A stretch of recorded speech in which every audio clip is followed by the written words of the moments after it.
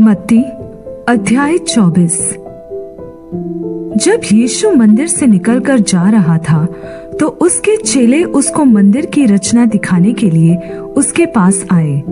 उसने उनसे कहा, क्या तुम यह सब नहीं देखते? मैं तुमसे सच कहता हूँ, यहाँ पत्थर पर पत्थर भी न छूटेगा जो ढाया न जाएगा। और जब वह जैतून पहाड़ पर बैठा था तो चेलों ने अलग उसके पास आकर कहा, हमसे कह कि ये बातें कब होंगी और तेरे आने का और जगत के अंत का क्या चिन्ह होगा? यीशु ने उनको उत्तर दिया, सावधान रहो, कोई तुम्हें न बहकाने पाए, क्योंकि बहुत से ऐसे होंगे जो मेरे नाम से आकर कहेंगे, मैं मसीह हूँ, और बहुतों को बहका देंगे। तुम लड़ाइयों और लड़ाइयों की चर्चा सुनोगे। देखो, घबरा न जाना, क्योंकि इनका होना अवश्य है, परंतु उस समय अंत न होगा। क्योंकि जाति पर जाति और राज्य पर राज्य चढ़ाई करेगा, और जगह जगह अकाल पड़ेंगे और भूकंप होंगे। ये सब बातें पीड़ाओं का आरंभ होंगी। तब वे क्लेश दिलाने के लिए तुम्हें पकड़वाएंगे और तुम्हें मार डालेंगे, और मेरे नाम के कारण सब जातियों के लोग तुमसे बैर रखेंगे। तब बहुत सारे ठोकर खाएंगे और एक दूसरे को पकड़वाएंगे और एक दूसरे से बैर रखेंगे। बहुत से झूठे भविष्यद्वक्ता उठ खड़े होंगे और बहुतों को बहकाएंगे, और अधर्म के बढ़ने से बहुतों का प्रेम ठंडा हो जाएगा। परंतु जो अंत तक धीरज धरे रहेगा, उसी का उद्धार होगा। और राज्य का यह सुसमाचार सारे जगत में प्रचार किया जाएगा कि सब जातियों पर गवाही हो, तब अंत आ जाएगा। इसलिए जब तुम उस उजाड़ने वाली घृणित वस्तु को, जिसकी चर्चा दानियल भविष्यद्वक्ता के द्वारा हुई थी, पवित्र स्थान में खड़ी हुई देखो, जो पढ़े वह समझे। तब जो यहूदिया में हो वे पहाड़ों पर भाग जाए, जो छत पर हो वह अपने घर में से सामान लेने को न उतरे, और जो खेत में हो वह अपना कपड़ा लेने को पीछे न लौटे। उन दिनों में जो गर्भवती और दूध पिलाती होंगी, उनके लिए हाय हाय। और प्रार्थना करो कि तुम्हें जाड़े में या सबत के दिन भागना न पड़े, क्योंकि उस समय ऐसा भारी क्लेश होगा जैसा जगत के आरंभ से न अब तक हुआ और न कभी होगा। और यदि वे दिन घटाए न जाते तो कोई प्राणी न बचता, परंतु चुने हुओं के कारण वे दिन घटाए जाएंगे। उस समय यदि कोई तुमसे कहे कि देखो, मसीह यहाँ है या वहाँ है, तो विश्वास न करना, क्योंकि झूठे मसीह और झूठे भविष्यद्वक्ता उठ खड़े होंगे और बड़े चिन्ह और अद्भुत काम दिखाएंगे कि यदि हो सके तो चुने हुओं को भी बहका दे। देखो, मैंने पहले से तुमसे यह सब कुछ कह दिया है। इसलिए यदि वे तुमसे कहें, देखो वह जंगल में है, तो बाहर न निकल जाना।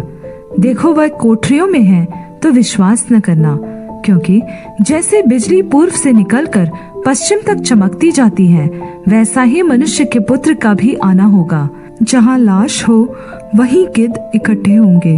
उन दिनों के क्लेश के बाद तुरंत सूर्य अंधियारा हो जाएगा और चांद का प्रकाश जाता रहेगा, और तारे आकाश से गिर पड़ेंगे और आकाश की शक्तियाँ हिलाई जाएंगी।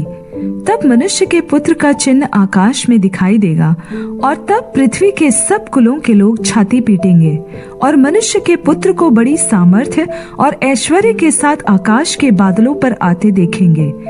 और वह तुरही के बड़े शब्द के साथ अपने स्वर्गदूतों को भेजेगा, और वे आकाश के इस छोर से उस छोर तक चारों दिशा से उसके चुने हुओं को इकट्ठा करेंगे। अंजीर के पेड़ से यह दृष्टांत सीखो, जब उसकी डाली कोमल हो जाती और पत्ते निकलने लगते हैं, तो तुम जान लेते हो कि ग्रीष्म काल निकट है। इसी रीति से जब तुम इन सब बातों को देखो, तो जान लो कि वह निकट है, वरन द्वार पर है। मैं तुमसे सच कहता हूँ कि जब तक ये सब बातें पूरी न हो ले, तब तक इस पीढ़ी का अंत नहीं होगा। आकाश और पृथ्वी टल जाएंगे, परंतु मेरे शब्द कभी न टलेंगी। उस दिन और उस घड़ी के विषय में कोई नहीं जानता, न स्वर्ग के दूतों और न पुत्र, परंतु केवल पिता। जैसे नूह के दिन थे, वैसा ही मनुष्य के पुत्र का आना भी होगा। क्योंकि जैसे जल प्रलय से पहले के दिनों में जिस दिन तक कि नूह जहाज पर न चढ़ा, उस दिन तक लोग खाते पीते थे और उनमें विवाह शादी होती थी, और जब तक जल प्रलय आकर उन सब को बहा न ले गया, तब तक उनको कुछ भी मालूम न पड़ा। वैसे ही मनुष्य के पुत्र का आना भी होगा। उस समय 2 जन खेत में होंगे, एक ले लिया जाएगा और दूसरा छोड़ दिया जाएगा। 2 स्त्रियां चक्की पीसती रहेंगी, एक ले ली जाएगी और दूसरी छोड़ दी जाएगी। इसलिए जागते रहो, क्योंकि तुम नहीं जानते कि तुम्हारा प्रभु किस दिन आएगा। परंतु यह जान लो कि यदि घर का स्वामी जानता होता कि चोर किस पहर आएगा, तो जागता रहता और अपने घर में चोरी नहीं होने देता। इसलिए तुम भी तैयार रहो, क्योंकि जिस समय के विषय में तुम सोचते भी नहीं हो, उसी समय मनुष्य का पुत्र आ जाएगा। अतः वह विश्वास योग्य और बुद्धिमान दास कौन है, जिसे स्वामी ने अपने नौकर चाकरों पर सरदार ठहराया कि समय पर उन्हें भोजन दे? धन्य है वह दास जिसे उसका स्वामी आकर ऐसा ही करते पाए। मैं तुमसे सच कहता हूँ, वह उसे अपनी सारी संपत्ति पर अधिकारी ठहराएगा।